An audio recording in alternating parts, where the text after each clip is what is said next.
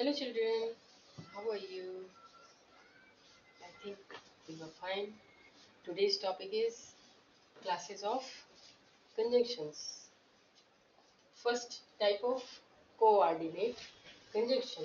Coordinate as it means एक दूसरे की हेल्प करना, ठीक है। ये कोऑर्डिनेट होता है और ये सेंटेंस ऐसे होते हैं जो अलग अलग खुद में पूर्ण होते हैं, जैसे birds fly and fish swim.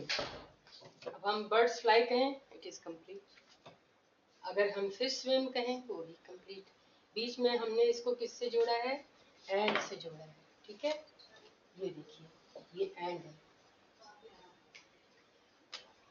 इसके लिए इन कंजंक्शंस के लिए आप और भी एग्जांपल्स अगर देखें तो बट लगा करके, फॉर लगा करके, और नॉर, ऑल्सो, निदर, नॉर, आइदर, और ऐसे करके ये सारे जो है आपके कोऑर्डिनेटिव कंजंक्शंस में आते हैं। अब इसकी भी कई क्लासेस हैं, इसमें भी देखिए कई काइंड्स हैं। सबसे पहले आता है कम्युलेटिव, को कॉपुलेटिव, ये दोनों सेम है। मतलब ये क्या करता है, इस सेंटेंस में कुछ और भी चीज़ों को ऐड कर देता है, जैसे we curved not a line and we raised not a stone, ठीक है। इस तरह से अगर लाइन सीधी है तो उसे हम जबरदस्ती टेढ़ा मेढ़ा नहीं बना सकते, ठीक है। इसी तरह से we raised not a stone, किसी के ऊपर पत्थर हमें नहीं फेंकना है, ठीक है। इस तरह से आप इसी का दूसरा एग्जाम्पल देखिए, ये तो ऐसे है, वो उसमें ऐड करने के लिए, समथिंग ऐड करने के लिए यहाँ पर एंड का यूज करके उसको बढ़ा दिया गया है। दूसरा देखिए, ये है आपका एडोसेटिव, इट मीन्स कि अपोजिशन या कंट्रास्ट। जैसे अपोजिशन मतलब दो विरोधी बातें एक साथ कही जाएं, अगर अपोजिट बातें एक साथ जब कही जाएं तो ये आपका एडवर्सेटिव या इसमें अपोजिशन कंट्रास्ट इसमें आ जाएगा। तो ये दूसरी काइंड है उसकी। जैसे इसका एग्जाम्पल देखिए, he slow but he is sure. Slow है लेकिन वो श्योर है कि वो ये काम कंप्लीट कर लेगा, ठीक। इसी तरह से जब हम कहते नहीं कि स्लो हमेशा नहीं जीतता है, ठीक है, लेकिन वही बात है यहाँ पर श्योरिटी है। अब स्लो है लेकिन श्योर है कि वो कर ही लेगा इस समय तक, ठीक है। तो ये दोनों अपोजिट बातें हैं, क्योंकि स्लो वर्क तो कभी भी पूरा नहीं होता है, बहुत रेयरली होता है, ठीक है। तो ही वॉज ऑल राइट, वो ठीक है, लेकिन आगे क्या कह दिया? ओनली ही वॉज फैटिग्ड, यानी वो थका हुआ भी है, मतलब ठीक भी है और फिर थका हुआ, लेजीनेस फील कर रहा है। तो क्या है, दोनों अपोजिट है। ठीक का मतलब ठीक होना चाहिए, ठीक, लेकिन यहाँ पर ये कह करके हमने क्या किया, उसे बता दिया कि थका हुआ है, आलसी सा पड़ा हुआ है, इस तरह से कह दिया। तो ये इसका दूसरा काइंड है। नेक्स्ट इज,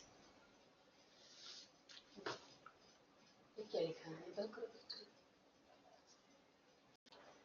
हाँ, ये नेक्स्ट थर्ड जो है डिसकंजक्टिव और अल्टरनेटिव। अल्टरनेटिव मतलब जैसे जानते ही हैं, एक की जगह पे किसी दूसरे को यूज कर लेना, ठीक है, या कोई चॉइस हो आपके पास, जैसे शी मस्ट वीप और शी विल डाई, ठीक। या फिर neither a borrower nor a lender be, ठीक है। तो इस तरह से ना तो वो बोरोवर है और ना ही लेंडर। तो इस तरह से जब हम कोई चीज चॉइस, यानी दो बातें कहते हैं, या तो ये करो या ये करो, या इधर जाओ या उधर जाओ, तो इस तरह के जितने भी होते हैं वो डिसकंजक्टिव या अल्टरनेटिव कहलाते हैं, ठीक है। नेक्स्ट फोर्थ है इलेटिव। इलेटिव मतलब क्या होता है, किसी चीज का इलस्ट्रेशन करना, यानी किसी को बताना।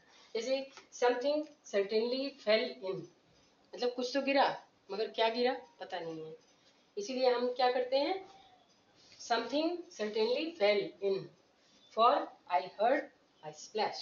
क्यों, उसका रीजन भी बताना है। अब ये उसको इलिस्ट्रेट कर रहा है कि गिरा, देखा, मतलब कुछ गिरा, ये क्लियर नहीं था, इसलिए उसके आगे भी बोला क्यों, आई हर्ड आई स्प्लैश, क्यों, क्योंकि मैंने कुछ चपाक की आवाज सुनी, ठीक है। नेक्स्ट में देखो, Ram went out to play, Ram तो खेलने चला गया। आगे देखिए, ये यहाँ पर कॉमा पुट करके यहाँ पे कंजंक्शन गायब हो जाता है, ठीक है, इसको ओमिशन कहते हैं। तो हरी स्टेड इनटू वर्क, लेकिन हरी क्या कर रहा है, अभी भी काम में लगा हुआ है। अब ये तो 4 क्लासेस थे कोऑर्डिनेट के, ये जो है अब सबऑर्डिनेट का है। सबऑर्डिनेट में कोई अब इसके बाद काइंड्स नहीं है। ये सबऑर्डिनेट मीन्स ये होता है कि एक सेंटेंस दूसरे मतलब दूसरे सेंटेंस पे डिपेंड, ये दूसरा जो सेंटेंस है उस पर डिपेंड करता है, ठीक है। ये देखिए, as he was not there. अब अगर हमने खाली यही कह दिया कि as he was not there, तो इसका मतलब क्या हुआ, कुछ नहीं पता चला। लेकिन as he was not there, यहाँ पे देखिए कॉमा पुट किया, इसमें कंजक्शन जरूरी नहीं है। अगर आप यूज नहीं करते तो इसकी जगह पे कॉमा पुट करके भी ये बात कही जा सकती है। I spoke to his brother, वो वहां पर नहीं था, इसलिए मैंने क्या किया, उसके ब्रदर को बता दिया, ठीक। दूसरे में देखिए, you will pass if you work hard. तो ये क्या कह रहा है, यू विल पास। अगर हम खाली कहते यू विल पास, तो एक क्वेश्चन बनता है ना कि कब कब होंगे पास, कैसे होंगे पास। तो इसके लिए देखिए यहाँ पर इसे पूरा किया गया है, इसीलिए इसे ये सबऑर्डिनेट क्लॉज होता है, क्योंकि एक के बिना दूसरे का मीनिंग क्लियर नहीं होता है। That's all today. So the next topic, I can't say anything, I decide it is later.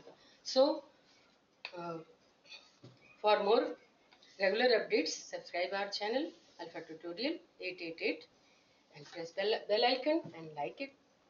Thank you. Bye bye.